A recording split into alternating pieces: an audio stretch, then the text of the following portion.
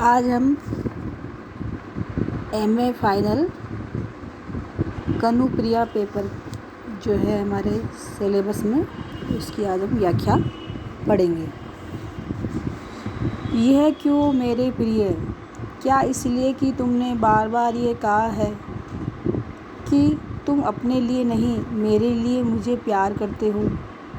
और क्या तुम इसी का प्रमाण दे रहे थे जब तुम मेरे ही निजत्व को, मेरे ही आंतरिक अर्थ को मेरी मांग में भर रहे थे। और जब तुमने कहा कि माथे पर पल्ला डालो, तो क्या तुम चिता रहे थे कि अपने इसी निजत्व को, अपने आंतरिक अर्थ को मैं सदा मर्यादित रखूं, रसमय और पवित्र रखूं, नववधू की बातें। प्रस्तुत पद्यावर्तन धर्मवीर भारती द्वारा रचित कनुप्रिया काव्य के मंजरी परिणय शीर्षक के अंतर्गत आए आम्र बोर का अर्थ गीत से लिया गया है। कृष्ण मौसम के पहले बोर से राधा की मांग भर देते हैं। राधा अनुभव करती है कि वह आम की ताजी कांवारी और तुर्स मंजरी वही थी। ऐसा लगता है कि कृष्ण ने उससे ही उसकी मांग भर दी थी। संकेत यह है कि राधा का प्रेम उस आम्र बोर की भांति था जो ताजा, अछूता और तुर्स होता है।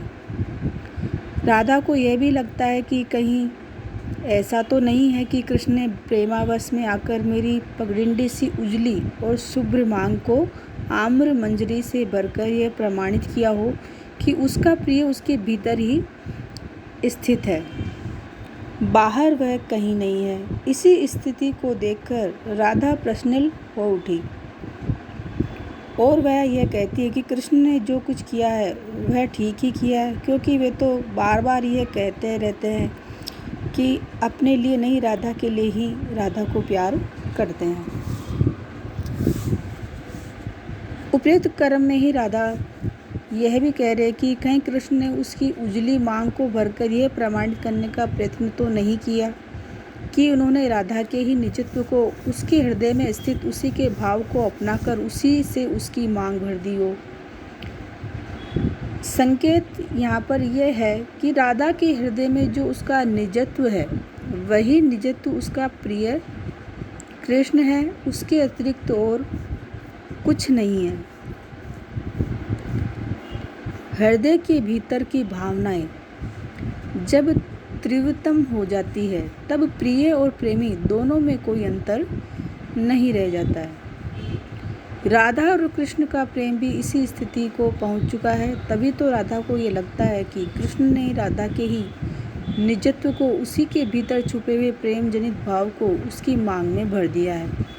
राधा सोचती है कि कृष्ण ने यह भी कहा था कि राधा तुम अपने माथे पर पल्ला डाल लो। माथे पर पल्ला डालना इस बात का सूचक है कि राधा को कृष्ण ने अपनी वधू बना लिया है और इस सामाजिकता से भरे हुए संसार में वे उसे लज्जा और मर्यादा में रहने की बात कह रहे हैं। भले ही राधा कृष्ण की शक्ति हो, उनकी प्रेरणा हो और उनका सब कुछ हो, किंतु जो कुछ भी वह है वह सामाजिक मर्यादा से विलग नहीं हो तो अधिक उचित है। माथे पर पल्ला डालने की बात कहकर कृष्ण ने मानो राधा को ये चेतावनी दी थी कि वह अपने निजत्व को, अपनी आंतरिक भावनाओं और अपने अंतस के अर्थ को सदैव मर्यादित रखे। मर्यादित रखने से वह रसमय भी बना रहेगा और पवित्र भी बना रहेगा।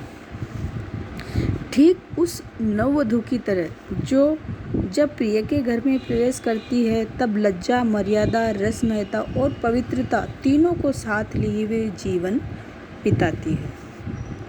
इस पद्यांश के अंतर्गत राधा की मानसिकता को अभिव्यक्ति प्राप्त हुई है। राधा ये अनुभव करती है कि कृष्ण का प्रत्येक संकेत, भले ही वह बाह्य हो अथवा आंतरिक, पवित्रता और उदारता से युक्त रहा है। पद्यांश में कृष्ण के व्यक्तित्व की उन विशेषताओं की ओर भी संकेत किया गया है जो उनके प्रेम भाव से जुड़ी हुई है। साथ ही साथ राधा से भी गहराई से संबंध है।